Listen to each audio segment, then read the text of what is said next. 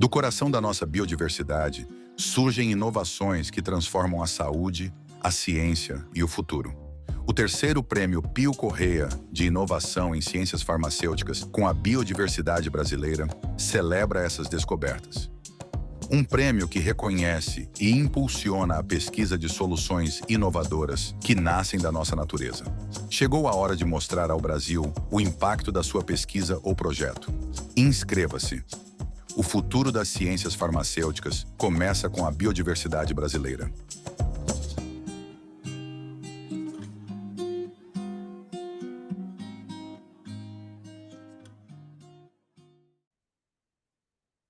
Boa noite a todos. Hoje é 12 de maio de 2025. Iniciaremos a atividade do eixo temático Biodiversidade, Plantas Medicinais e Inovação, que tem como coordenadora a doutora Raquel Castilho, que está aqui presente. O programa educacional é promovido pela Academia de Ciências Farmacêuticas do Brasil e as atividades ocorrem às segundas-feiras entre 18 e 19h30. O calendário está disponível para consulta no site da Academia, cienciasfarmacêuticas.org.br e em nossas redes sociais. O programa educacional da Academia de Ciências Farmacêuticas do Brasil possui atividades gratuitas graças aos mantenedores MS, Sindusfarma, Eurofarma, Ipera-Farma, Abafarma, Abifina, BD, FCE, Farma, Hipofarma, ICF, Cicanesp, Stevanato Group e o Wilton Brasil. Me chamo Hilton Oliveira dos Santos Filho, acadêmico titular da cadeira 44 e serei o moderador responsável pela atividade de hoje.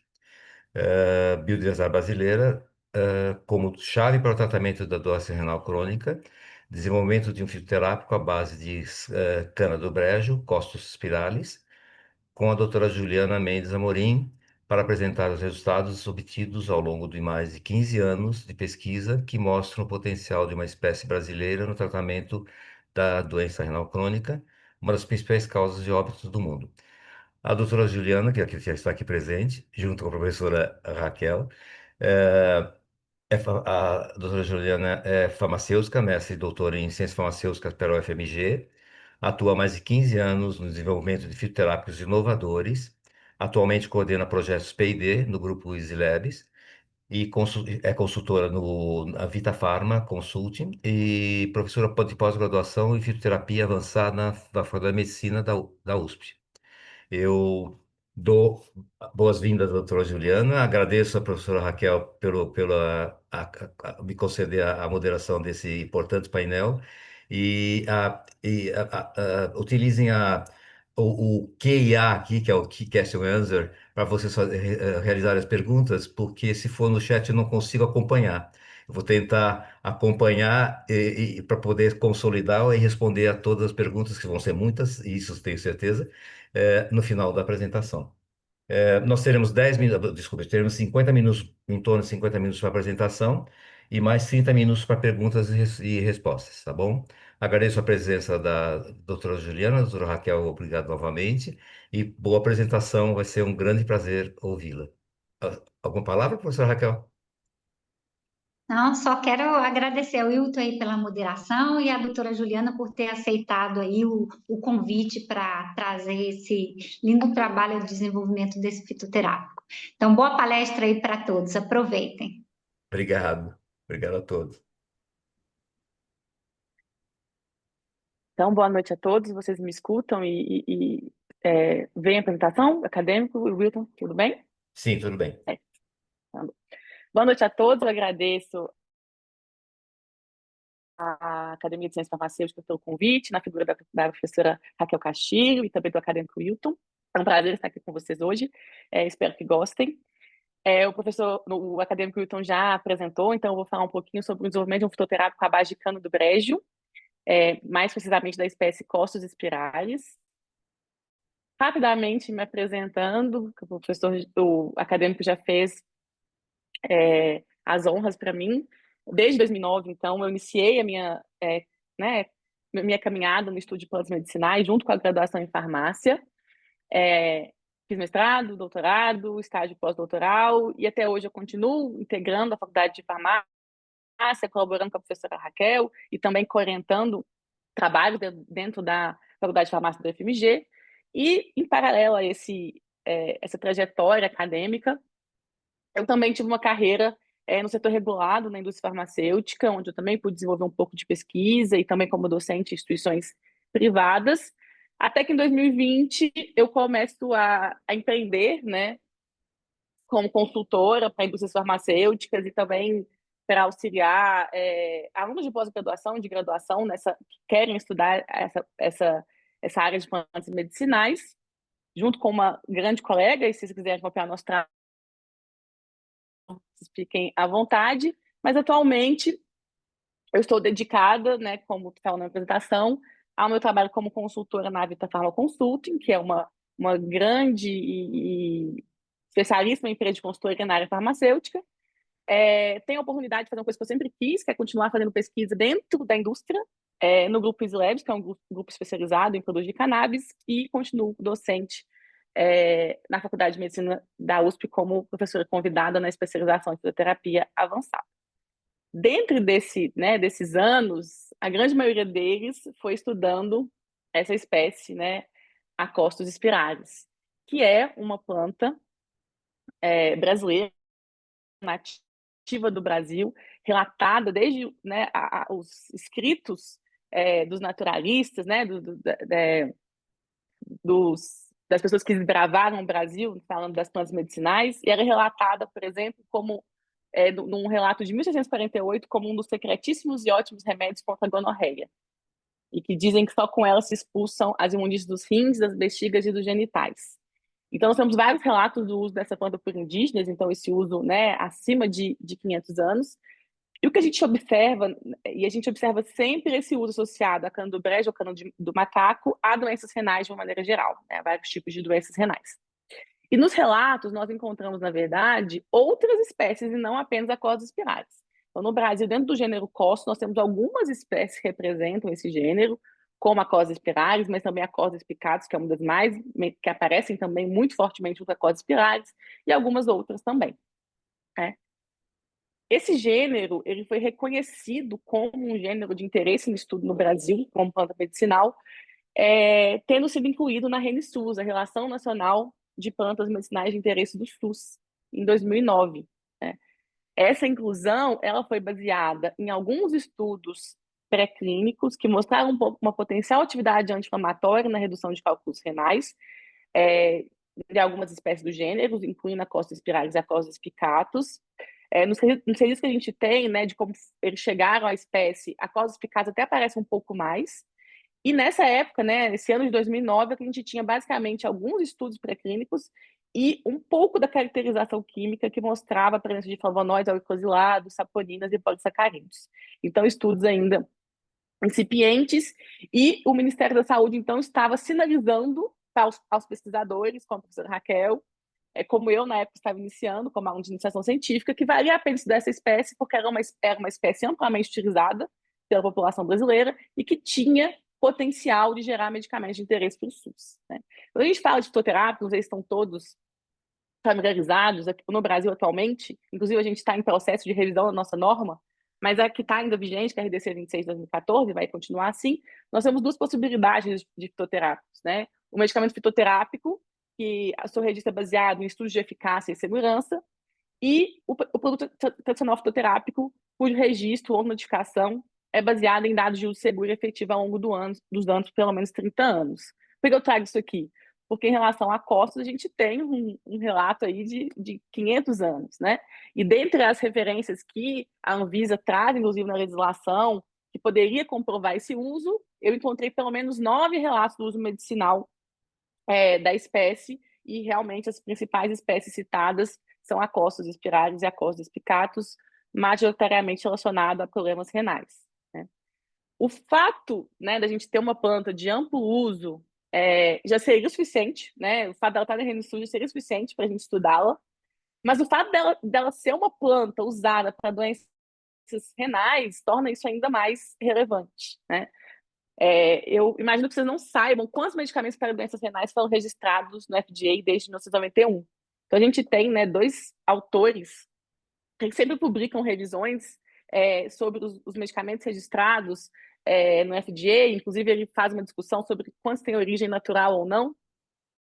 Mas o que eu queria falar agora é que desde 81 até 2019, que foi a última revisão que a gente teve ali mais ou menos 14 medicamentos para doenças renais, né?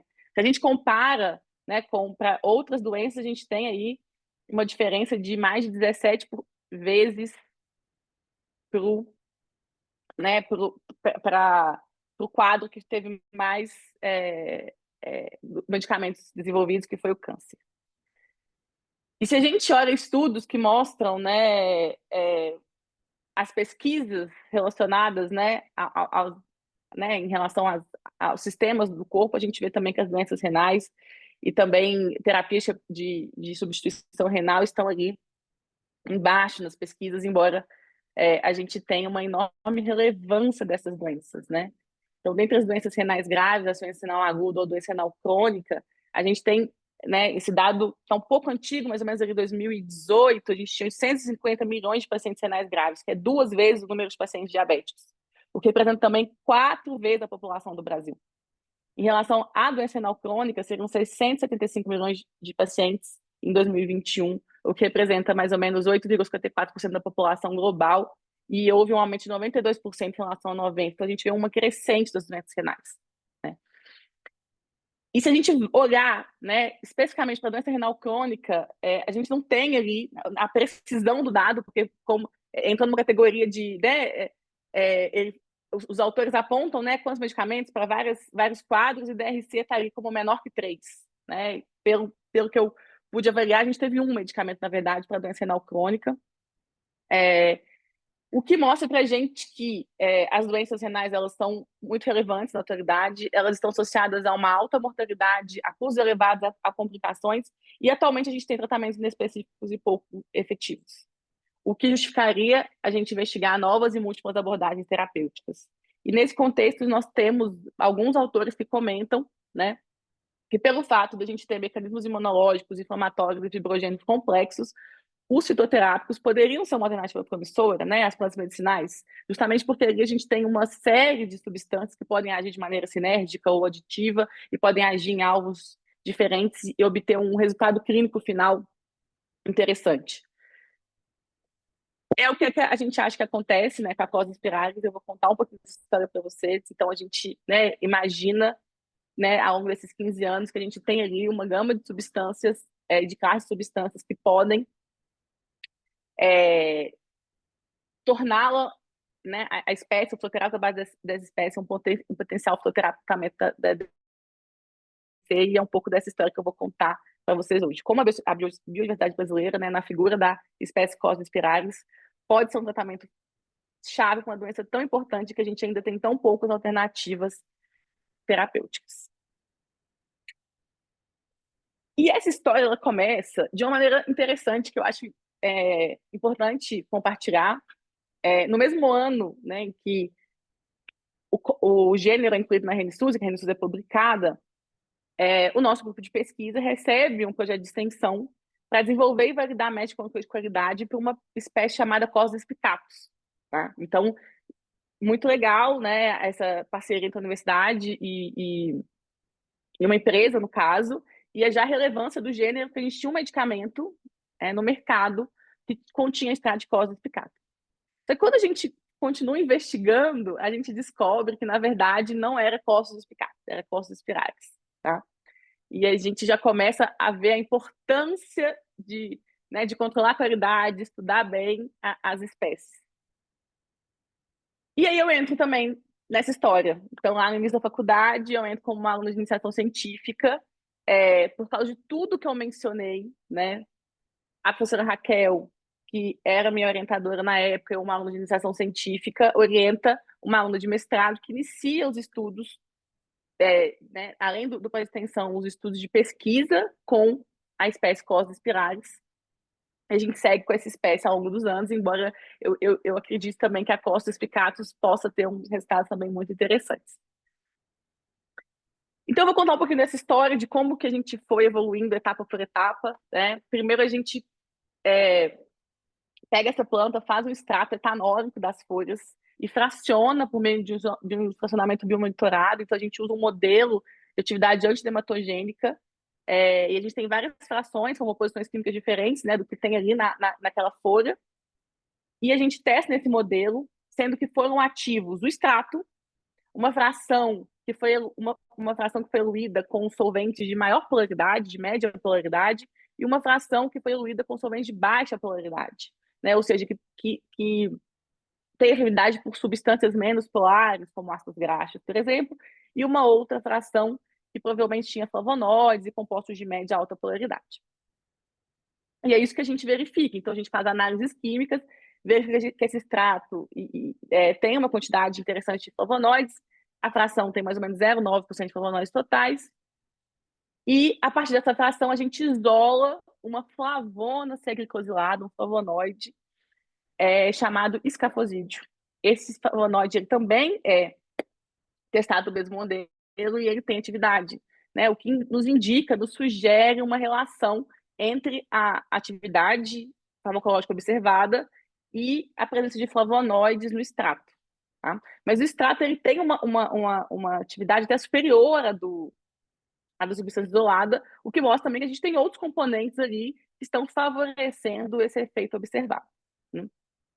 Um pouquinho depois, a gente resolve também estudar essa fração menos polar. Né? Então, a gente usa uma outra técnica química e a gente verifica a presença de ácido sólico, de ácidos graxos, né, que também poderiam ter alguma relação com a atividade, já que essa fração ela também mostrou ser ativa no modelo estudado. Em 2015, que é quando eu entro no mestrado, nós optamos por fazer uma caracterização química mais aprofundada, né, das folhas e de um extrato rico em flavonoides. Então, a gente otimiza um método de extração para obter um extrato rico em flavonoides, já que a gente estava apostando que eles eram os principais responsáveis, né, pela atividade farmacológica que a gente observou. A gente obtém um perfil cromatográfico, uma impressão digital do nosso extrato, né? E se a gente, né, estudando, observa a presença de flavonas com estrutura química muito parecida daquela que apresentou atividade no modelo de atividade antidermatogênica. Né? Nós identificamos mais um flavonoide, além do escafosídeo que já tinha sido identificado, que é a vicinina 2. Se vocês repararem, as estruturas são muito parecidas, né? Então, a gente tem os 6 picos majoritários aqui, né? Cada pico uma substância.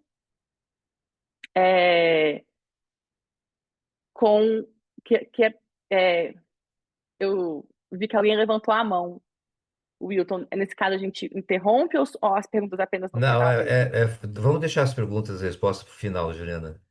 Tá Acho que bom, fica mais coordenado. tá Desculpe bom. quem levantou, não vi quem levantou a mão, mas de qualquer maneira, por favor, coloque aqui no question e answer. Continuar depois. Vamos lá, Juliana, por favor. Obrigada. Bom, então a gente conseguiu, né, ter essa impressão digital e perceber que a gente tinha uma grande quantidade, uma quantidade interessante de flavonoides. A gente quantifica os flavonoides tanto na droga vegetal, ou seja, nas folhas secas, e no extrato que a gente obteve. Então, a gente, né, desenvolveu um processo extrativo, que a gente até patenteou esse processo, e ele concentra esses flavonoides, que a gente imagina que tem relação com a atividade que a gente observou previamente, e já direcionando o estudo, né, para finalidade que a gente queria, né, que seriam as doenças renais, a gente inicialmente testa um modelo de nefrotoxicidade induzida por cisplatina. É um modelo bem agressivo, em que os animais eles têm um quadro semelhante a uma insuficiência renal aguda, né, e a gente avaliou um extrato etanólico que tem a composição química que eu mencionei para vocês, nesse modelo, e a gente vê uma recuperação da função renal nesses animais. Adicionalmente, a gente testou uma atividade anti-inflamatória ou de inhibição da produção de TNF em células THP1 estimuladas por lipopolissacarídeo. A gente observou um efeito anti-inflamatório que, inclusive, pode ser um dos mecanismos que explica a recuperação da função renal nos animais estudados. Então, a gente chega num ponto, né, bastante animador do estudo, que foi no final do meu mestrado, em que a gente, né, tem ali as flavonoides que a gente entende que tem relação com a atividade, né? Um uso popular muito relevante dessa espécie. A gente tem também os terpenos, que a gente não tem muita certeza, terpenos, substâncias de menor qualidade, que a gente não tem muita certeza de qual a participação neles, né? Mas eles estão presentes em alguma concentração nesse extrato que a gente testou. E a gente resolve seguir com esses estudos. E ali eu estou entrando no doutorado, né, pensando em tudo que eu amadureci nessa caminhada, eu tenho vontade de testar uma preparação mais próxima com o uso popular. Então, a costa, as folhas, os caules também, tá? Mas as folhas são usadas na forma de infuso ou decocto. Então, eu testo, né? Eu faço algumas outras preparações, usando água como solvente extrator, e também faço preparações parecidas com chás. E, para minha surpresa, eu obtenho um perfil muito parecido, né? Uma impressão digital dessa planta, uma quantidade de substâncias presentes muito parecida com o que a gente teve para o extrato etanólico, exceto por esse último pico aqui. Esse pico, né? Ele, na verdade, ele não é uma substância, ele representa um conjunto de substâncias de menor polaridade. Né? Então, como o extrato aquoso ele é mais polar, ele vai conseguir solubilizar em menor extensão, né, as substâncias de menor polaridade. E aí um extrato que foi obtido com uma solução hidroetanólica 80%, ele tem uma quantidade maior desses componentes, que podem, né, a gente acha que tem relação com a quantidade também. E o extrato aquoso e a preparação popular que eu testei em uma quantidade menor. Né? Baseado nisso, eu penso numa hipótese, né, de que talvez, então, se eu testar o extrato aquoso e o extrato hidroetanólico 80% em um modelo animal, eu posso determinar se esses compostos de menor polaridade eles vão ter relação com a atividade ou não. Porque se o extrato aquoso não apresentar atividade, já que eles têm um perfil parecido dos outros componentes, né, considerando que eu não estou vendo tudo aqui, mas eu estou vendo uma grande parte, eu poderia atribuir parte da atividade a esses compostos de menor polaridade que estão no extrato hidroetanólico que apresentou atividade no modelo de insuficiência renal aguda estudado. Então, a gente pega esses dois extratos, faz uma avaliação de segurança deles, tá? Em células, a gente já tinha feito uma avaliação em células renais do extrato hidroetanólico, a gente faz uma avaliação em células hepáticas, obtém esses resultados que eu apresento aqui, e faz também um ensaio em células de fibroblastos, um ensaio de captação de vermelho neutro, em que a gente consegue predizer a possível dose oral em vivo. Com os resultados que a gente obteve, a gente testou a dose de 2.000 miligramas por quilo, testou, então, uma dose alta nos animais, né, em ratos, e para ambos os extratos a gente não observou morte de nenhum animal, a gente não observou alterações de comportamento, a gente não observou alterações histológicas, o que indica uma alta segurança oral aguda desses extratos. A gente sempre observa uma tendência do extrato hidroetanólico ser um pouco mais tóxico, né, se a gente pode usar essa palavra, em relação ao extrato aquoso. Né? Então, sempre uma EC50 um pouco menor. Mas, de maneira geral, no ensaio em vivo, a gente não observou nada que preocupasse para ambos os extratos. E aí, nós resolvemos testar um modelo de doença renal crônica, que, para mim, fazia mais sentido se a gente fosse pensar no desenvolvimento de um fitoterápico. Ele era muito agressivo, uma insuficiência renal aguda é um quadro, né, de urgência. E para um fitoterápico, a gente imaginou que um modelo que conseguisse induzir, né, uma simulação, né, de uma doença em graus iniciais, em estágios iniciais de doença renal crônica, talvez fosse um bom modelo para a gente avaliar a potencialidade desses extratos em tratamento da doença renal crônica, né, como um modelo não pré-clínico. Então, além da avaliação de segurança que eu comentei para vocês, a gente testou no modelo de doença renal crônica induzida por doxorubicina. Na verdade, ele é um modelo de nefropatia que induz um quadro semelhante à síndrome nefrótica, usando o método que a gente empregou aos estágios iniciais de síndrome nefrótica. É um modelo que ele induz sintomas dos animais muito parecidos ao que a gente observa nos seres humanos. Então, a gente teve um perfil de segurança ok, e, para minha surpresa, a gente teve uma atividade, né, farmacológica muito interessante do extrato aquoso e não do extrato hidroetanólico, que previamente tinha apresentado a atividade do modelo anterior. Né? O que a gente teve de resultado? Né? O que a gente avaliou? A gente avaliou proteinúria nos animais, então a gente teve uma redução de proteinúria no extrato aquoso, uma diminuição da massa renal e da massa da razão entre a massa renal e a porcentagem de massa corporal, que é um achado não tão conclusivo, mas nesse modelo, né, os animais eles têm um aumento dessa relação, e a gente observa uma diminuição com o tratamento, da mesma forma que a gente observa com um padrão ouro que a gente usou, que foi o losartana. A gente fez também ensaio de cintilografia renal, e a gente observa, né, que os animais doentes eles têm uma redução do tecido renal funcionante, porque a gente observa uma diminuição da captação do radiofármaco, e o extrato teve, né, a capacidade de reverter isso e aumentar a captação em relação aos animais, né, que não foram tratados. Fizemos também um estudo que foi bem interessante de metabolômica, tá? Em que a gente observa que nos animais doentes a gente teve um aumento da concentração de ácidos graxos poliinsaturados, uma tendência de aumento. Na literatura ainda é um pouco não conclusivo exatamente o papel desses ácidos graxos na síndrome nefrótica, mas já foi demonstrado que essas vias elas sofrem, né, as vias desses ácidos graxos elas sofrem um impacto nesse quadro da doença, e o nosso extrato ele conseguiu reverter o efeito que a gente viu para os animais doentes. Mostrando com um pouquinho mais de detalhes para vocês verem, aqui a gente tem o gráfico da variação da proteinúria. Então a gente fez um estudo de 21 dias, né, os animais, a gente induzia a doença no dia 0, a doença demora de 7 a 14 dias para a gente começar a ver, né, os sintomas. Os animais eles ficam, né, um pouco a gente observa, né, a prostração deles, e aí no 14º dia a gente já observa que há um aumento da proteinúria, que é o vermelho, nos animais doentes em relação ao controle, que é o laranja, né?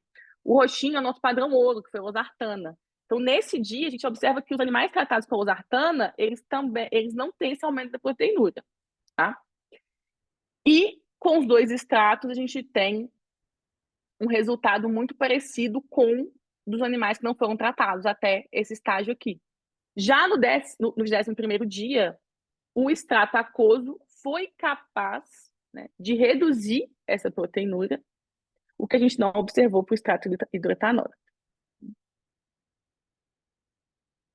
Aqui algumas fotos, né, só de exemplo, né, a gente fez também a variação quantitativa e quantitativamente a gente observou, né, que nos animais doentes a gente tem uma redução da captação do radiofármaco, então uma diminuição do tecido renal funcionante em relação ao controle.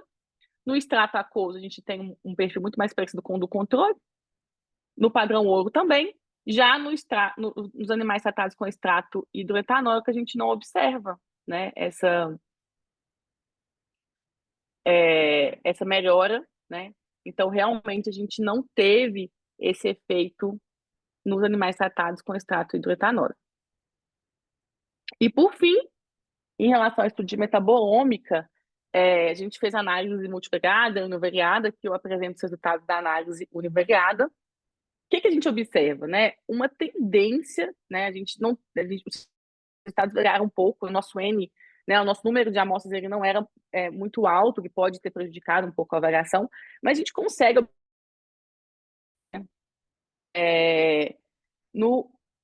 na diminuição desses ácidos graxos poliinsaturados, especialmente aqui o ácido alfa-linolênico, ácido araquidônico e o ácido doxohexanoico. Então, desculpa, uma diminuição não, um aumento. Então, o verdinho aqui são os animais doentes que não receberam nenhum tipo de tratamento, tá? Então, a gente observa um aumento deles em relação aos animais controle, né, os animais saudáveis, são representados aqui pelo vermelho. E os animais tratados com extrato aquoso, esse estudo a gente fez apenas com os animais tratados com extrato aquoso, a gente não avaliou para o extrato hidroetanóico. A gente observa uma tendência de diminuição, tá? Que não tem diferença significativa no caso do ácido araquidônico para os animais doentes, mas tem diferença estatística no caso aqui do ácido alfa-linolênico e do ácido doxohexanoico, né? Todas as nossas, né, o impacto geral que a gente observa é o impacto no metabolismo dos ácidos linolênico e irinolênico e do ácido araquidônico. Como eu mencionei previamente, a literatura ela fala que na síndrome nefrótica a gente tem um impacto nessas vias realmente, mas ora os autores observaram aumento, ora eles observam diminuição, o papel desses ácidos graxos poliinsaturados não está muito claro, mas foi interessante observar que os animais tratados com o extrato eles tiveram um comportamento diferente, né? Mas que houve uma tendência, né, de reverter esse quadro. Mas a gente não consegue fazer muitas conclusões a partir desses resultados e um estudo mais aprofundado poderia ser interessante para a gente tirar maiores conclusões sobre esse achado. Considerando esse resultado um pouco surpreendente para mim, né, porque o que eu esperava, então, é que o extrato hidroetanólico tivesse mais atividade, ou que eles tivessem a mesma atividade, já que eles tinham conteúdo único de flavonoides, que era os marcadores, né, as substâncias ativas que eu estava considerando serem as principais, ou o extrato hidroetanólico teria uma atividade maior do que a do extrato aquoso, que não foi o que aconteceu. O lado bom disso é que a gente tem um extrato cuja preparação é muito mais parecida com o uso popular, certo? Com uma atividade interessante. Então, né, por esse ponto de vista, esse resultado, para mim, ele foi muito potencializador, né? Ainda mais tratando de a gente valorizar esse uso tradicional e se basear nesses usos tradicionais até para a continuidade dos estudos. Então, eu me debrucei um pouco melhor sobre a composição química, né? Aqui, em termos quantitativos, a gente observa que não tem uma diferença relevante no teor de flavonoides de ambos. E a gente optou, e a gente fez uma avaliação fitoquímica, né, para entender quais outros componentes podem estar presentes. A gente tem relatos na literatura da presença de saponinas, mas aparentemente elas estão em baixas concentrações. A gente fez um teste simples, um teste de espuma, não verificou uma quantidade grande, mas vale também uma avaliação mais aprofundada posteriormente, né, se a gente teria alguma saponina presente, e aí elas provavelmente vão estar em maior quantidade ou apenas no extrato aquoso e não no extrato hidroetanólico. Fizemos também uma avaliação da quantidade de taninos, e nós temos uma maior quantidade de taninos no extrato aquoso em relação ao extrato hidroetanólico, mas a quantidade de taninos não é tão grande assim. O que nos surpreendeu foi um altíssimo teor de carboidratos, né? Principalmente no extrato aquoso. No momento que eu defendi, a gente só aplicou um método adaptado da farmacopeia, posteriormente esse método foi validado, né? Então, a Anvisa, ela tem uma legislação específica para que você pegue um método quantitativo, desafie ele e você prove que ele realmente funciona, que a gente chama de validação do método, tá? Então, a gente validou esse método e realmente a gente tem um teor muito maior de carboidratos. A gente fez outras amostras, um teor muito maior de carboidratos no extrato aquoso em relação ao extrato hidroetanólico, o que nos abriu algumas hipóteses, né? Então, no panorama geral, nesse modelo, né, de nefropatia induzida por doxorubicina, a gente teve, então, uma atividade do extrato aquoso. Na literatura, a gente observa que dietas ricas em polissacarídeos, eles melhoram desfechos de pacientes com doença renal crônica e insuficiência renal aguda. Alguns trabalhos, né, falando um pouco do papel de carboidratos no processo inflamatório, no processo de fibrose, que pode ter, né, relação com os efeitos observados. A gente teria que estudar um pouco mais. Os flavonoides, a gente tem vários relatos, né, de que eles poderiam estar relacionados com essa atividade. Relatos de que eles são capazes de inibir citocinas e quimiocinas inflamatórias, relacionados à indução de nefropatia por doxorubicina, e também uma ação no metabolismo do ácido araquidônico, né, que é afetado, como a gente observou nesse modelo. E aí você pode me perguntar, mas se eles têm a mesma quantidade de flavonoides, por que o extrato hidroetanólico não teve atividade? Bom, aí a gente pode ter várias hipóteses, né? Pode ser que é necessário que a gente tenha, por exemplo, os carboidratos junto com os flavonoides para a gente ter um efeito relevante. Pode ser que a gente tenha alguma substância ou alguma classe de substância no extrato hidroetanólico que prejudique de alguma forma o efeito nesse modelo. A gente pode ter substâncias presentes ali que influenciam na biodisponibilidade dos compostos ativos, né? E esse modelo ele tem um mecanismo diferente do modelo testado inicialmente.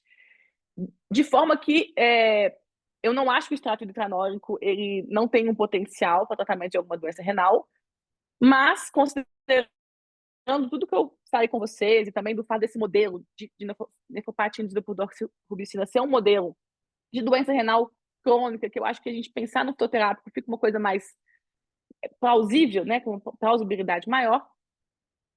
Hoje eu vejo com maior perspectiva a gente investir no extrato aquoso até pela semelhança com o uso popular, né, o que poderia nos subsidiar também, reduzir o número de testes com animais e partir para um estudo, né, pré-clínico de uma maneira um pouco menos morosa. Então, o final temporário dessa história, né, que termina quando... Termina, na verdade não termina, né? Eu defendo o doutorado com esse resultado, chegando à conclusão de que a gente tem uma alta segurança oral aguda, provavelmente, desse extrato. A gente, né, contribui com a literatura com alguns dados de citotoxicidade para algumas células, e esse resultado de que o extrato aquoso pode ser uma alternativa promissora para o tratamento de doença renal crônica. Potencial, claro, né? Que a gente está falando de estudos não clínicos. E como próximos passos, né, se a gente considerar o que a Anvisa recomenda, tanto para produto tradicional fitoterápico quanto para medicamento fitoterápico, mas considerando, né, como eu falei, o histórico de uso popular do extrato aquoso, e aí eu acho que nesse caso a gente pode usar os dados de uso seguro e efetivo ao longo dos anos para justificar um possível, até um possível estudo clínico que seja com esse extrato, ainda assim, seria muito importante a gente fazer estudos de genotoxicidade e toxicidade reprodutiva, né? Porque são toxicidades e que a gente não conseguiria observar por meio de dados de uso seguro e efetivo ao longo dos anos, né? É o que a Anvisa compartilha, né, com o setor regulado, é o que ela defende.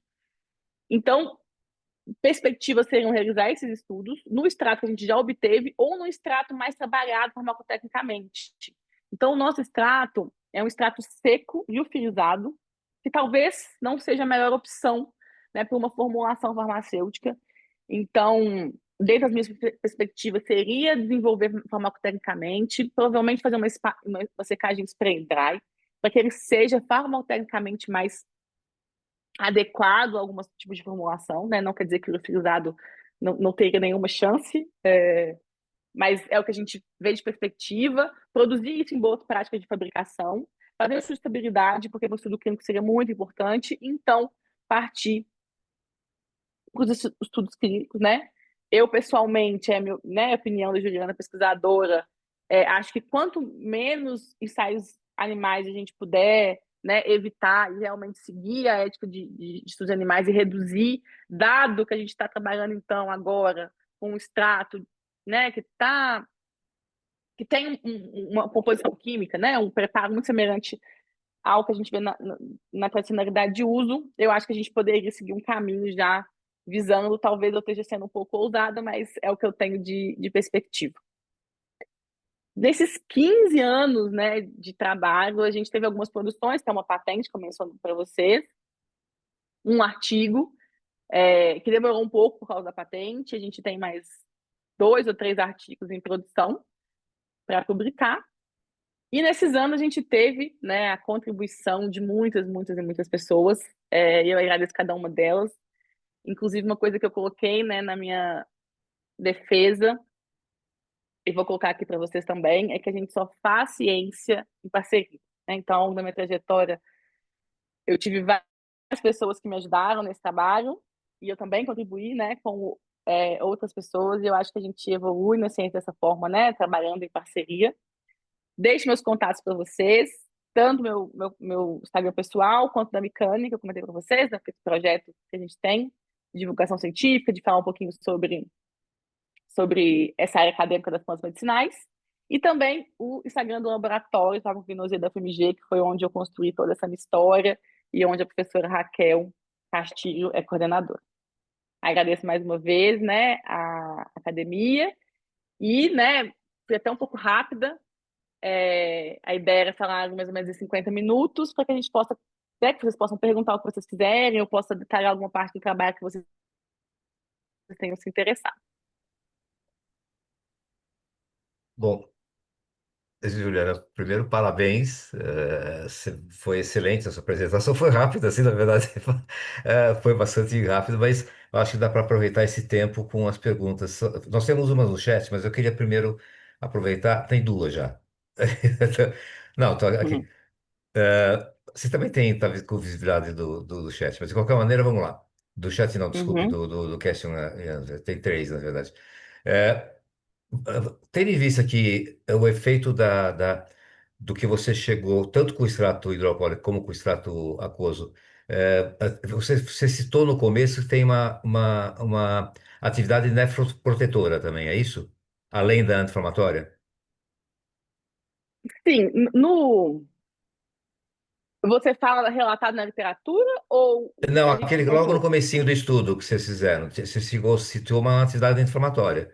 Inclusive apareceu também as vias inflamatórias na metabolômica que você apresentou, do acelerator.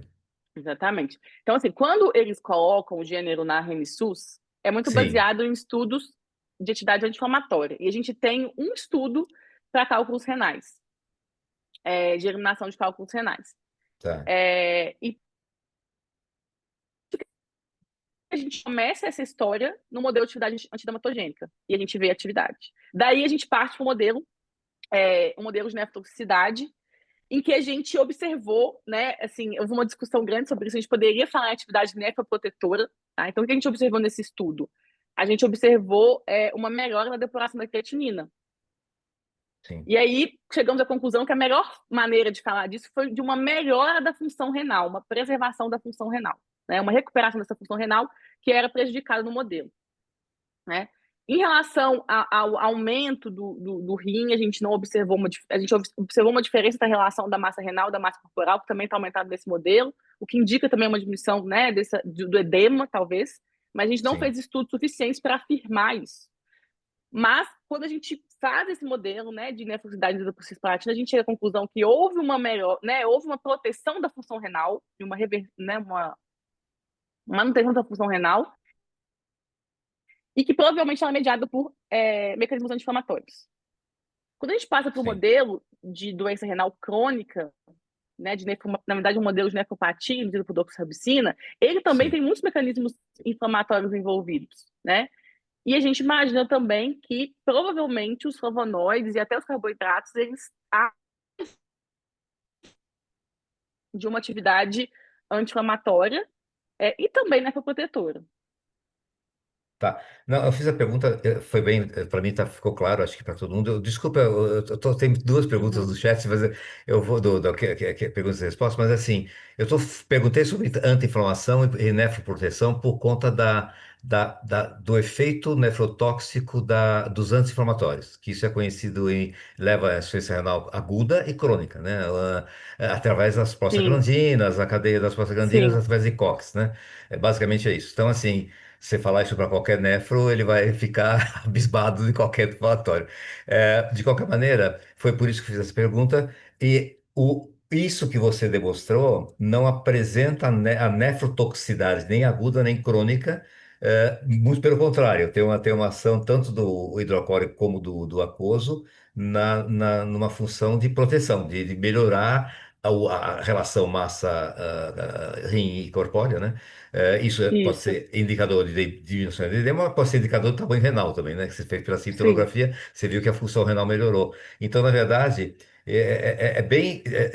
E outra que você citou na apresentação, talvez você possa falar melhor, vamos deixar os outros falarem, mas assim, eu não quero dominar, eu sou moderador só. Na verdade, assim, eu acho que a biodisponibilidade talvez seja uma das explicações. Você tocou rapidamente nesse ponto, mas a biodisponibilidade do extrato aquoso em relação ao extrato alcoólico, hidroalcoólico, ele talvez seja uma das explicações que você falou que chegou naquele ponto, aquela interrogação, né? Porque via oral, a biodisponibilidade de qualquer fitoterápico se sabe que é o grande problema do tratamento com fitoterápico. Você tem sim, um um produto biodisponível, ou seja, bem absorvido e bem ele precisa passar, precisa ser absorvido para que isso ocorra. Então, de qualquer maneira, a ação ocorra, né? Então, acho que. E também tem ação direta, né? No próprio rim. Você pode. A hora pode atuar tanto na absorção como na. Eu fiquei muito entusiasmado com os resultados que vocês apresentaram. Porque ele pode atuar também na própria via na excreção. Porque se ele é excretado via renal, ele pode estar atuando no próprio rim, diretamente, um metabólito, sei lá. E aí Sim, teria que estudar alguma coisa acima disso. Mas vamos perguntar, se eu não falando, Juliana, depois eu volto no assunto, se for o caso. Mas a minha mas preocupação era em relação a não comentar, a uhum. contraindicação dos anti-inflamatórios em doença tanto cardíaca, mas COX 1, COX 2, na verdade, basicamente é isso. Prostaglandinas, né? E aí, só para comentar, a gente, né, fez uma variação do extrato hidroetanólico em células de rim. A gente não observou uma citotoxicidade preocupante, né? E a gente coletou o rim em todos os modelos. E a gente não observou uma alteração relevante nos animais que receberam, por exemplo, os animais saudáveis, né, que receberam apenas Sim. os extratos, a gente não observou qualquer sinal de toxicidade na avaliação feita. Não, isso é muito importante, mas vamos lá, deixa eu perguntar, que ela fez a pergunta, o Marcelo Fernandes fez a pergunta logo no início da apresentação. A utilização de corticospirais no tratamento de cálculos renais serve para a eliminação de qualquer tipo de cálculo, ácido úrico, ou oxalato, ou cálcio, ou cistina. Então, na verdade, está perguntando em relação aos cálculos renais. Os estudos que foram feitos, né, in vitro, eles visaram cristais oxalato de cálcio, foi o que a gente tem testado na literatura, tá? Tá. Mas eu até acho que a gente deveria investigar melhor, né, esses modelos para entender a utilidade também para a eliminação de cálculos. A gente tem vários relatos na literatura, talvez seja o relato mais frequente da utilização das espécies para os cálculos renais. Tá. Então, porque também tem um efeito anti-inflamatório nas urinárias, né, escritor? Então você tem esse, pode ser que tenha esse efeito, você tem razão. Mas assim, tem muita coisa, assim, é bastante interessante. E a pergunta foi bem, eu não sei se está respondida, mas se não tiver, por favor, se coloque. Eu já coloquei como respondida aqui, tá? Mas qualquer coisa você retorna, tá, Marcelo, por favor. Então, a Lívia Mendes está pedindo para você, estou te dando parabéns, você já deve ter lido. Obrigado, professora. A apresentação foi ótima. E se você poderia compartilhar no chat, talvez você possa compartilhar no chat a patente, o número da patente, se for concedido, ou o número do depósito, né? E o DOI do artigo. Se é possível, se isso não tiver sob sigilo. Não, não é sob sigilo, está aberto, na verdade. No caso, se ele penalizou ainda, Não, tá. tá fechado. Então, você que sabe. Não, tá disponível, posso Tá sim. disponível? Tá, então se puder Uhum. disponibilizar, a Lívia Mendes Claro. pede para você, se pudesse fazer isso. A Juliana, não, Juliana que pediu, não, foi a Lívia que pediu, desculpe. A Juliana deu parabéns e o Helder, Helder Oliveira, tá. Juliana, parabéns pelo trabalho P&D de referência. Em termos de formulações e desenvolvimento de farmacotécnica, você já considerou o uso de uma complexação no extrato liofilizado de modo a aumentar a absorvibilidade que eu acabei de falar, né? Eu digo do composto, ou incrementar a absorvibilidade não seria a principal preocupação para os extratos alcoólicos ou aquoso. Novamente, parabéns pelo excelente trabalho e pesquisa. É a última pergunta do Helder. Não consideramos ainda, né? Talvez esse seria o próximo desafio, que era a gente realmente desenvolver farmacotecnicamente esse extrato, e acho que sim, é uma possibilidade, né? Para quem, né, é da área, são moléculas grandes os flavonoides, né? Até dos carboidratos também. Então, essa questão da biodisponibilidade, eu também acho que é uma das mais interessantes e que eu mais tenho vontade também de investigar. A gente tem algumas coisas na literatura sobre como se dá a absorção dessas flavonas glicosadas, por exemplo, né? É, e parece que ocorre uma quebra, né, da ligação do C-glicosídica e elas são absorvidas, mas isso ainda está muito, né, é um grande gargalo, eu acho, né, para desenvolvimento de fitoterápico, a questão da biodisponibilidade. Então, é uma questão que É, realmente eu gostaria muito de estudar e gosto da sugestão. na verdade, só para comentar, o Helder, eu não sei se ele está. Qualquer você volta a perguntar, por favor, Helder. Você tem razão. Na verdade, assim, a forma técnica para você estar no momento ideal para fazer isso agora, nesse momento, né? Para testar as formulações. E tem alguma coisa em relação a saber onde ele é mais biodisponível, o pKa do complexo como um todo, por exemplo, para saber se é mais disponível em duodeno ou intestino, vocês não têm essa. Está descrito na literatura? Não, não está descrito. Vai ter Não que está procurar, descrito. então. Vai ter que Vamos ter que definir. procurar. Eles são É, levemente ácidos, né? Eu acho que a gente tá. vai ter que investigar. Não, porque aí vai te ajudar na farmacotécnica, teoricamente, né? Antes de mais nada, eu não sou farmacotécnico, eu sou médico, na verdade, mas assim, eu lido com biodiversidade há muitos anos e eu sei a dificuldade que é você fazer um tipo de uma formulação e a complexação, a complexidade, desde ciclodestrinas, com todos os que é Sim, possível hoje ser feito, e existem inclusive matrizes hoje que você faz nanoemulsão, com nano, né, para utilizar em fito, né? Que é justamente você encapsula em nanoemulsão e acaba usando para melhorar a biodisponibilidade. É uma forma de você levar, deliverar, né, sim. fazer o delivery lá na frente, onde você encontrar.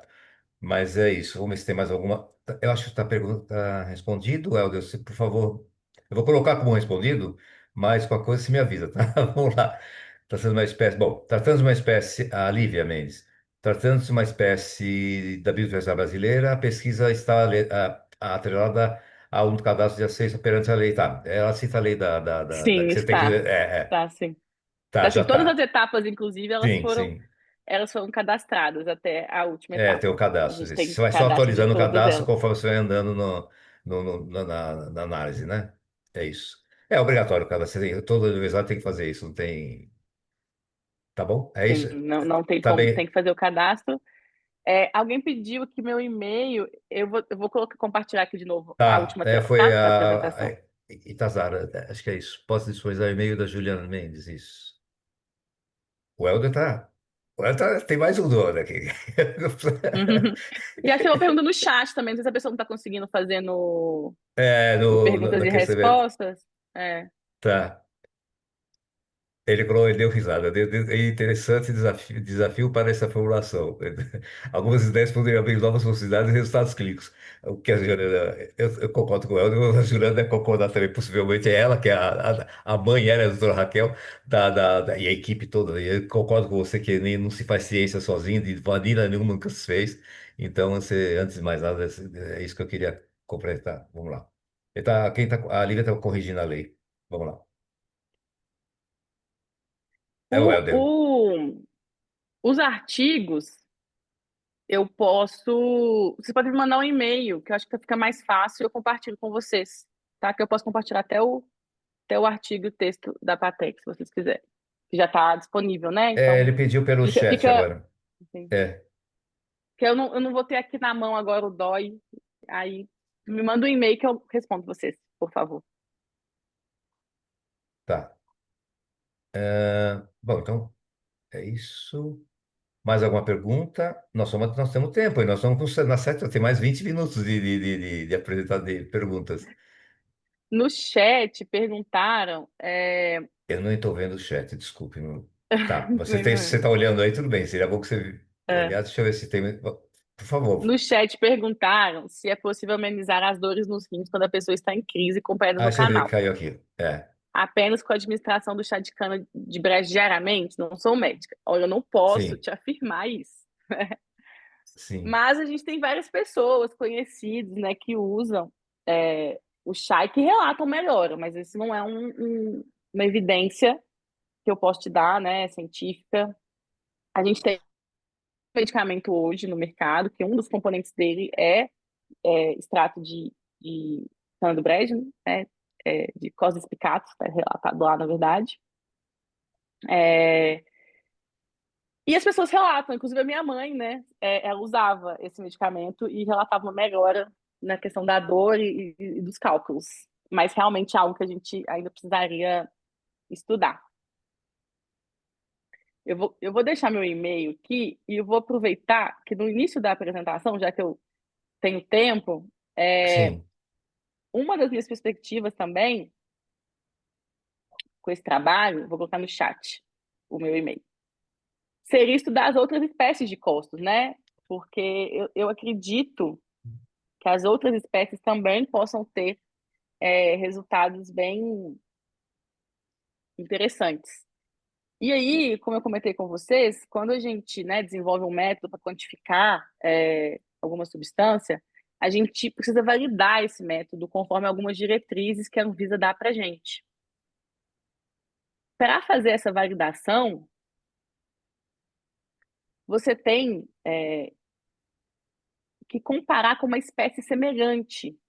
E aí, por motivos óbvios, eu comparei com a Costus spicatus, que depois de um tempo eu achei um exemplar de Costus spicatus no mesmo lugar onde eu coletei a Costus spiralis, que foi no Jardim Zoobotânico de Belo Horizonte, né? Então aqui, ó, a gente tem um perfil por cromatografia em camada delgada da Costus spiralis e aqui da Costus spicatus. Então, vocês observam que a Costus spicatus, que também é muito relatada né, nos dados de uso, de tradicionalidade de uso, ela tem compostos parecidos, né? E algumas diferenças aqui. Se a gente manter esse perfil, é possível diferenciar as duas usando esse método, mas a gente tem algumas, né, um perfil que, pelo menos esse primeiro quadrante aqui, ele parece.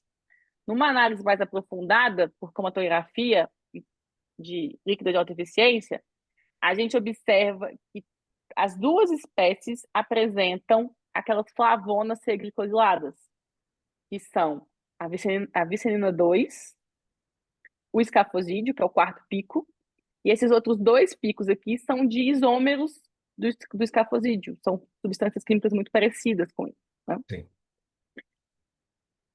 Tem também esses outros dois picos aqui, que também são essas flavonas, e ele apresenta picos adicionais, que tem um espectro, né? Eles têm um perfil que a gente consegue avaliar, que parecem ser de flavonoides também, flavonoides de menor polaridade, né?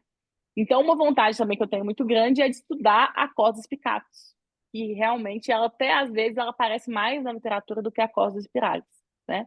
E comparar o efeito dela e a gente entender, né, sobre esse uso tradicional.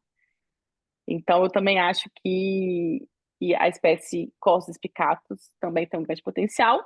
E depois dela, talvez, né, uma perspectiva interessante seria estudar as outras espécies do gênero, porque elas são usadas de maneira indiscriminada pela população. A população usa essas espécies como se elas fossem todas a mesma, como cana-do-bé, de maneira como se elas fossem iguais.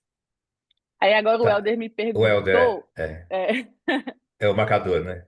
O biomarcador que você está usando, que você quiser para extrato. quantos biomarcadores você considera para o extrato? A quantidade de marcadores teriam que estar presentes em quantidades bem controladas, como um extrato padronizado? Olha, essa pergunta ela traz vários desdobramentos, né? Então, inicialmente, eu elegi como marcadores as flavonas seglicosiladas. Então, eu tenho um extrato que foi quantificado em termos de flavonas seglicosiladas totais e também individualmente de escafosídeo e de vicinina 2. Tá? Quando a gente escolhe um marcador, tem muitos motivos para você escolher um marcador. Preferencialmente, ele deve ser um marcador ativo, né? Ele deve ter relação com a atividade terapêutica, com a atividade observada, farmacológica observada, mas ele deve ser também facilmente quantificável, ele deve, se a gente está falando de um extrato quantificado ou de um extrato do tipo outros, não sei se esses termos são comuns para todo mundo, mas eu vou explicar um pouquinho sobre isso. A gente precisa de marcadores que mostrem para a gente, se eu tiver algum erro no processo, esse marcador seja afetado, para que então eu possa verificar isso no meu controle de qualidade, tá? Considerando tudo isso, eu acho que esses marcadores são bons marcadores, tá? São as flavonas seglicosiladas, eu manteria dessa forma. Mas estudo também avaliar, a gente considerar a quantidade de carboidratos, se a gente realmente entender que eles podem ser marcadores mais relevantes para essa atividade, né, farmacológica observada. Então, quando a gente tem extratos, né, o que a Europa ela recomenda, né, ela preconiza, na verdade, e agora o Brasil está adotando. A gente pode ter 3 tipos de extrato. Os extratos padronizados, que são aqueles que têm substâncias ativas em sua composição, né? O efeito da substância ou do conjunto de substâncias que tem nele, daqueles marcadores específicos, fora do extrato, é muito semelhante à administração do extrato. Então, a gente faria a quantificação desses marcadores. Um marcador padronizado seria aquele em que eu tenho marcadores que têm relação com a atividade, mas eles não são únicos, que é o que eu acho que é o extrato né, que a gente chegou até agora, que nós desenvolvemos. Um extrato quantificado. Eu estou quantificando ele em termos de flavonoides, que eu acredito que tem relação com a atividade, mas que notoriamente não são os únicos responsáveis. E a gente tem estado tipo outros, que são aqueles em que a gente não sabe se existe uma relação entre o marcador e a atividade observada, né? Na verdade, se a gente for ser muito rigoroso, eu ainda não posso falar que o meu extrato é do tipo quantificado, porque o que a Anvisa espera é que essa demonstração seja feita com base em estudos clínicos, né, da relação ou não desses marcadores com a atividade observada. E eu não cheguei nessa etapa, né? Mas o que eu vejo de perspectiva, considerando toda essa história, né, é que a gente teria um extrato quantificado, e eu acho que os flavonoides, pela facilidade de quantificação, e pelo que eu observei, né, eu fiz alguns estudos, por exemplo, com coletas em tempos diferentes, e a gente observa uma alteração significativa, o tipo de, né, se a gente prepara de forma diferente, existe um impacto. Então, eu acredito que os flavonoides sejam bons marcadores. Mas isso é uma coisa que ainda está sob questão. Não sei se eu te respondi.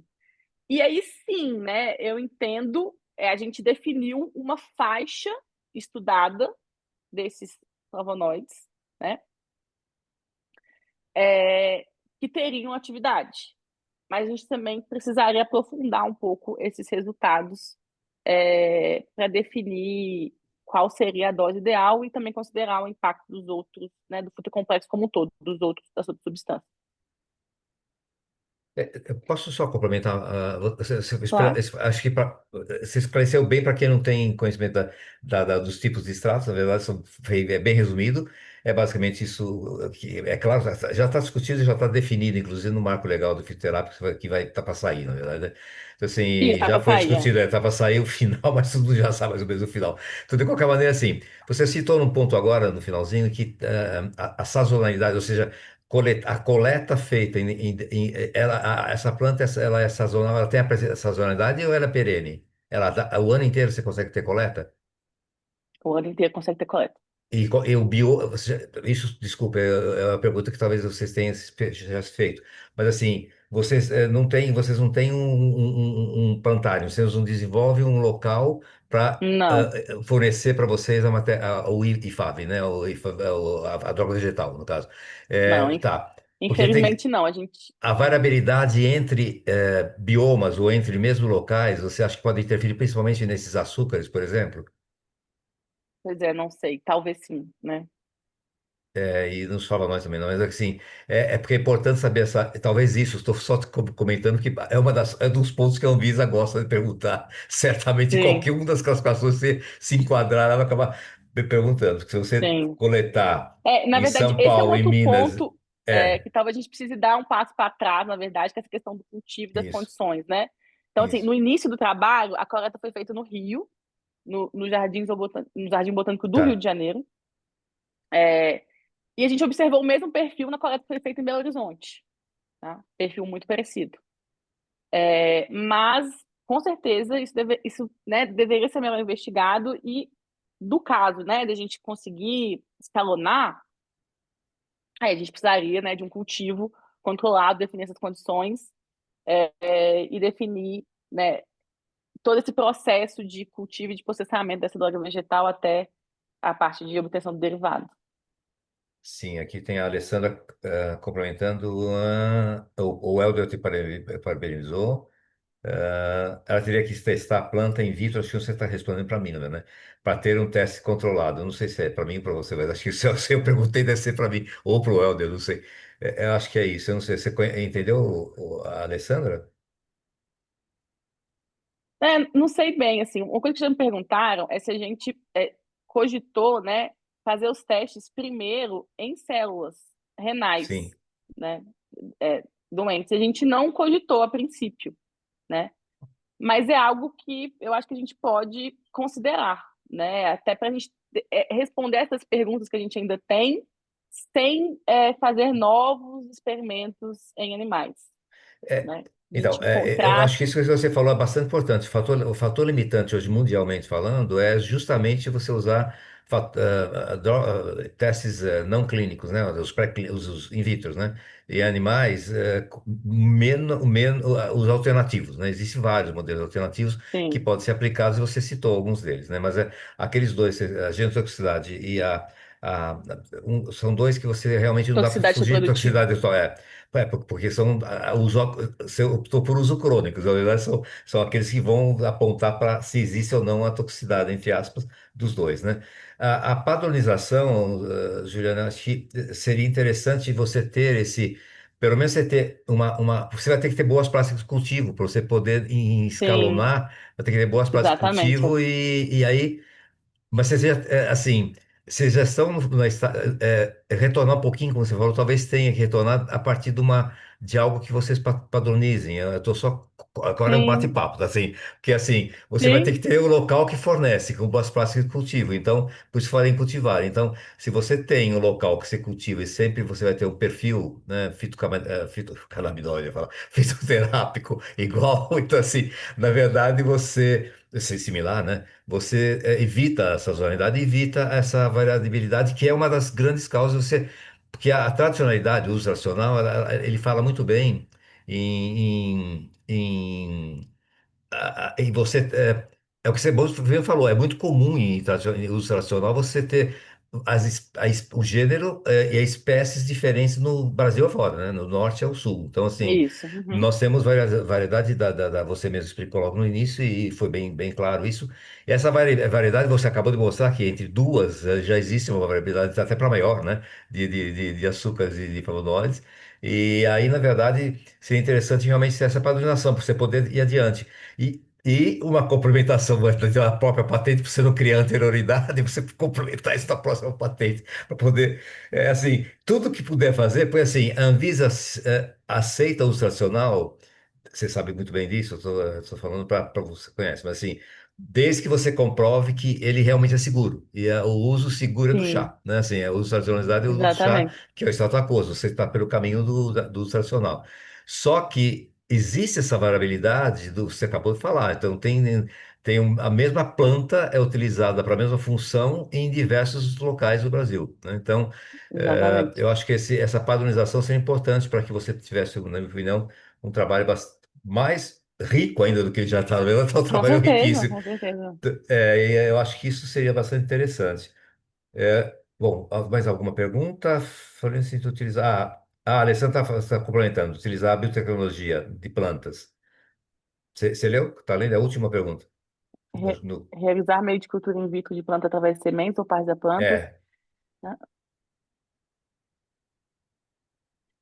Acho que é uma boa sugestão, acho que a gente poderia tentar. Para a gente é, ver a questão dos metabólitos, né? Ela tá isso. falando para É, essa questão dos metabólitos, a gente definir esses metabólitos. Acho que seria um caminho interessante também. São sim. muitos anos de pesquisa e ainda tem muitas lacunas, né, a serem preenchidas. A gente entende isso, né? A gente vê o potencial, mas a gente sabe que a gente ainda tem que dar alguns 2 passos para trás, uns 3 para frente, mas a gente espera seguir com o projeto e principalmente divulgar, né, essa, essa espécie e a nossa biodiversidade, que é um grande foco do nosso grupo de pesquisa, né? Estudar plantas da biodiversidade que podem gerar potenciais fitoterápicos. É, isso isso é brilhante. É um discurso importante até para o nosso percorrer, depois eu falo no final dele.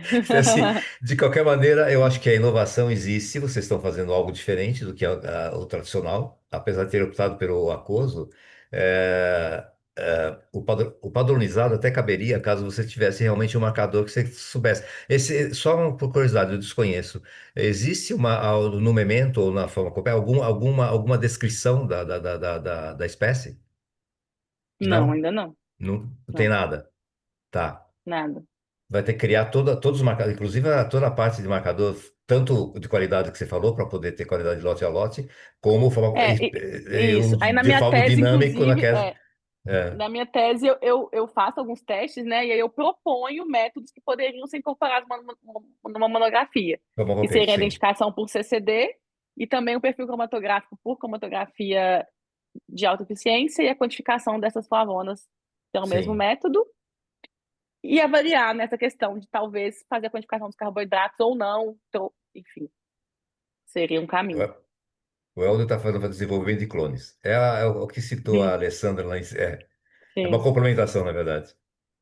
O clone, na verdade, ele tem uma vantagem e desvantagem, né? Ao mesmo tempo, ele tem desvantagens em relação a você colocar em qualquer.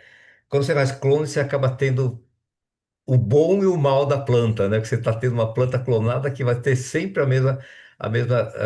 assim, eu até acho que é bom, não é crítica nem a Order, nem a Alessandra, nem a ninguém, na verdade é só uma crítica em relação a você está modificando o que apresenta na biodiversidade, mas é como se apresenta. Talvez até perca no clone. Eu não sei se isso. Aí o trabalho é mais demorado ainda, você vai ter que selecionar qual clone que você tem que ter a mãe, né? Os pais, eu não sei quem que é, se tem fêmea e macho, que produz a planta como um todo. Na verdade, você falou que até o caule também apresenta, né? Então, eu acho que aí o clone talvez seja. É uma ideia, porque você tem uma facilitação a cultura in vitro, que foi o cultivo in vitro e que desenvolveu esse clone, que é muito utilizado em canábiis, por exemplo. Então, você utiliza porque aí, na verdade, é porque você tem a fêmea que tem, aí é outra história. No caso de você ter clones que são sempre iguais, é bom. A biotecnologia ajuda nesse sentido. E o mundo afora está falando isso, tá?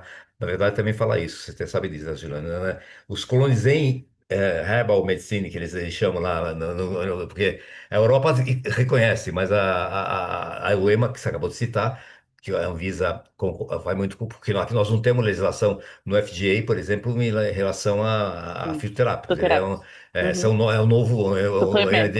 é o novo medicamento. Você tem que entrar como medicamento ou como suplemento alimentar. Então não tem muita alternativa. O nutracêutico também é assim, era aceito, agora não é mais. Então, na verdade, é uma coisa que não dá. Então, sinceramente falando, eu gosto muito da legislação da EMA, da nossa agência reguladora, que é bem similar em relação a isso. Mas nós estamos com 19, 16, dá para você falar mais alguma coisa se quiser, Alessandra. Desculpe, eu vi que a Alessandra foi respondida. Nós deixamos alguém para sem responder? Acho que não, né? Acho que não, acho que agora realmente foram todos. Tá. Olha, na verdade é assim, eu acho que nós temos 10 minutinhos aí, mas é um pouco mais de 10 minutinhos. Você quer acrescentar alguma coisa, Juliana? Fica à vontade. Dá tempo de você acrescentar alguma coisa que você ache relevante e que seja agregadora na palestra, na nossa apresentação. Eu acho que realmente é isso. Se alguém, não sei se, né, se tá falando muito rápido, se ficou alguma dúvida de algum, né, de alguma coisa que foi feita, mas é basicamente isso. Se quiserem mandar um e-mail, né, eu passo, inclusive os registros no CIGEM, tá? Que isso é uma parte muito Isso, importante, realmente, tá bom? o CIG é importante, E acho que porque é isso, espero que vocês tenham gostado. não, foi ótimo. Eu achei que foi, na minha opinião, foi ótimo. Desculpa, mas assim, eu sou carta marcada porque eu estou moderando, mas assim, de qualquer maneira, eu achei que foi excelente. E deve ter mais perguntas, peraí. A Alessandra quer saber o que vai mudar na legislação do fitoterápico que vocês citaram. Na verdade, assim, Ah, cita, se fala você, então, Juliana. Você estava lá na vida? é, então, na audiência eu estava. Na audiência que você Sim, disse? sim, é, Bom, então, atualmente, simplificar, né, eu tenho aí alguns minutos. sim, Hoje, no Brasil, a nossa legislação ela é muito centrada no controle de qualidade por meio do marcador. Então, o marcador ativo ou analítico. O ativo é aquele que tem relação com a atividade terapêutica e o analítico é aquele que não tem ou que não foi demonstrada a relação com a atividade terapêutica. Então, o que a legislação fala hoje? Né, que você vai selecionar se você vai controlar um marcador ativo ou analítico. Esse marcador ele tem uma variação determinada que pode acontecer no extrato, né, e no seu produto. Então, ele pode variar mais ou menos 15% se for um marcador ativo, mais ou menos 20% se for um marcador analítico. E aí, o que você faz?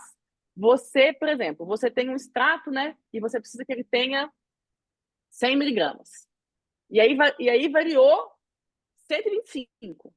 Você pode, por exemplo, eu tenho até uma apresentação que mostra isso um pouco. sim. Você pode colocar recipientes ali para que esse extrato chegue na faixa que você precisa do seu marcador, mesmo que seja um marcador analítico. E aí você concorda comigo que, se eu estou falando de um marcador analítico, ele não tem relação com a atividade ou não foi demonstrado ainda. Então eu tenho um conjunto de substâncias ali, que a gente chama de fitocomplexo, que estão responsáveis pela atividade observada. Ao diluir o extrato, adicionar recipiente, diluir o extrato para que ele chegue numa quantidade de um marcador que é analítico, eu vou diluir tudo que está ali, o fitocomplexo como um todo. Então, quando a gente pensa num extrato que quem são, né, quem é o responsável pela atividade é o fitocomplexo, eu tenho que considerar que ele é meu ativo. Eu não posso usar um marcador que, na verdade, é um marcador de controle de qualidade para eu mostrar que o meu processo foi feito de maneira conforme padronizado, conforme validado, e comprometer a concentração dos meus compostos ativos. Né? E é isso que a gente fazia. A gente tinha um controle muito centrado no marcador e não na visão de que o ativo é o fitocomplexo. E para a grande maioria dos extratos que a gente tem hoje, eles são do tipo outros, ou seja, são aqueles que os marcadores são puramente analíticos. Então, para esses extratos, eu preciso considerar a quantidade de extrato. Eu não posso mudar a forma de preparar esse extrato de maneira alguma, e eu tenho que garantir que a quantidade de extrato que tem no medicamento que o consumidor, né, que o paciente vai receber, ela é constante. Então, agora, por exemplo, na bula, né, vai vir a quantidade de extrato que tem ali para os extratos tipo outro. O que é diferente se eu tiver um extrato padronizado, que é aquele, por exemplo, CENE, que eu sei exatamente quem são os constituintes ativos desse extrato. Nesse caso, eu posso sim, né, alterar a quantidade ali, né, do extrato para que os marcadores, que são os constituintes ativos de fato, estejam da faixa esperada, a faixa, né, terapêutica.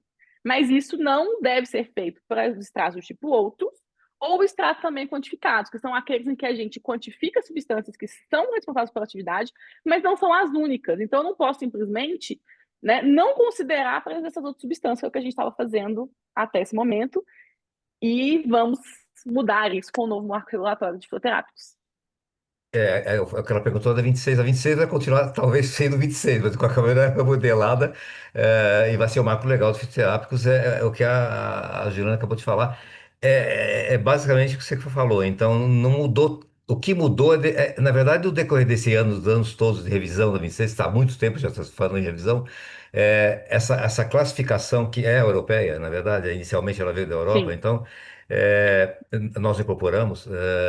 Aliás, acho que foi bom, é que era muito confusa e o mercado, né, o setor regulado, pediu um tempo para poder se adequar a todo esse processo alterado, né, que nós estamos acostumados a usar os marcadores farmacotécnicos e farmacodinâmicos quando houvesse, seria desejavelmente um farmacodinâmico e não farmacotécnico, mas para a qualidade poderia ser um marco farmacotécnico. Mas assim, o que ela explicou é exatamente isso. Quando você dilui algo para poder chegar num lote e ficar tudo igualzinho, bonitinho, você vai diluir também o fitocomplexo. Então não adianta você adicionar mais um e aí é adicionado. Então, o que muda é sedimentar os conceitos que vêm se discutindo nos últimos anos, nos últimos 10 anos, que está em revisão essa 26, sei lá, acho que mais quase 10 anos, desde que começaram as Acho que discussões. 10 anos, porque 10 as anos. discussões começaram há pelo menos 10 anos.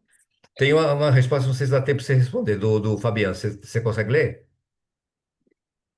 Em relação à estabilidade do extrato, considerando a quantidade de flavonoides. Olha, Isso. eu não fiz o estudo de estabilidade, né? Que eu, inclusive, pretendo fazer, eu acho que é um aspecto importante. O que a gente observou, né, fazendo avaliações ao longo do tempo, a gente não observou uma queda grande nesses flavonoides. Não sei se é exatamente essa a pergunta. Ele Ou se falou você está do. tendo uma dificuldade É, na é. formulação, né? Pois é, eu não cheguei nessa etapa ainda. Então, eu ainda não tive esse problema, mas talvez eu tenha, né? Não tem Então, ainda resposta. é um desafio. Fabiano, não sei Isso, se ainda é um ficou desafio. claro, mas é um desafio, porque realmente o que ele está perguntando, ele está apontando, inclusive, a dificuldade em estabilizar esse extrato, na verdade. É o que ele colocou no finalzinho Por causa do banho da de pergunta flavonoides. dele. E aí É, pode ser que eu realmente tenha esse problema, né? Porque a quantidade de flavonoides realmente ela é bem importante. tá. E o Helder comentou que no dia 15 de maio terá uma reunião na Anvisa para verificar que foi adicionada a legislação final. Nem estava sabendo. Eu também Obrigada pela não. informação. Eu não estava Eu também. sabendo. É uma consulta pública. Nós vamos pegar para pegar consolidado das consultas da consulta pública, na verdade. Aquele que foi feito no Ah, uma lançamento do marco reunião legal. interna? É, não, Interna não, ou acho vai que vai ser? ter.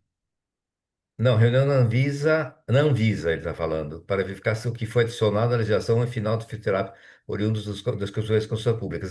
Na verdade, essa é a versão final do que foi obtido na consulta pública, porque ela estava em consulta pública Eles vão Sim. consolidar e lançar provavelmente isso. Que já, a hora que já fechou a consulta pública, então, de qualquer maneira, dia 15 de maio está informando. Eu não sei se é interno ou não. Eu também não sei dessa, não recebi nada da Anvisa. A Alessandra agradeceu pelo que você falou.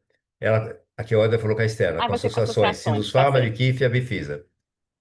Certo. Associações. Então, na verdade, tá bem representado. A Abqif, Sindusfarma e a Abifisa. Não precisa, precisa tomar cuidado com algumas. Não, acho que todas que são nacionais, né? Quer dizer, na verdade, estão representando setores grandes da indústria, do setor regulado. Tá, eu acho que nós estamos chegando no final, porque você vai terminar às 18h30 mesmo, né, Juliana? Eu acho que não ficou mais nada. Eu queria agradecer, eu tenho que ler uns textinhos no final, mas assim, na verdade é o final que nós temos sempre. Mas você fica presente, por favor, tá? Porque na verdade você é para convidar o principal. Tá? Eu sou aqui o, o moderador. O, eu vou só fazer o encerramento que é o formal, tá? Que nós fazemos, e depois nós vamos.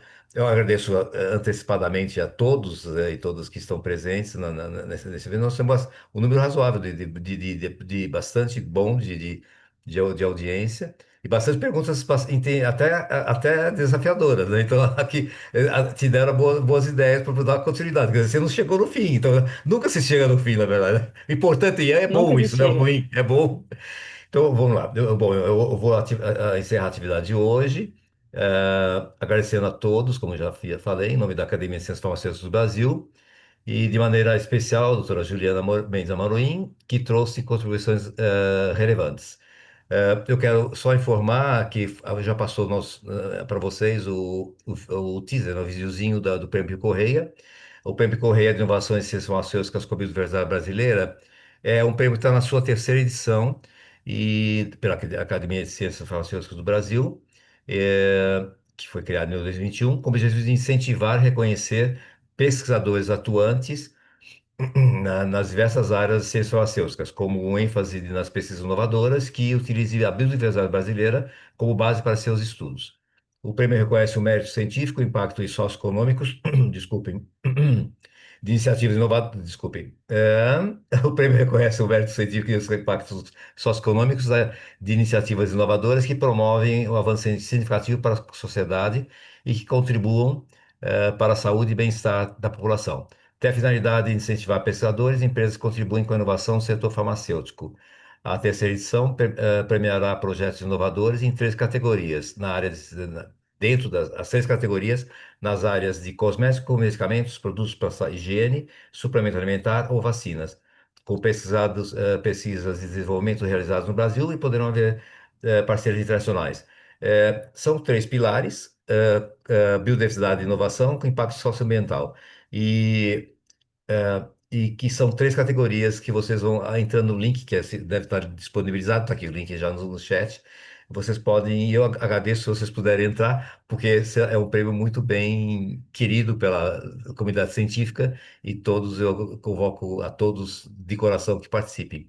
E a inscrição vai até 30 se encerra no dia 31 de maio de 2025 e o link vai estar no chat, tá? Eu queria informar para a próxima 19, na própria segunda-feira, o próximo evento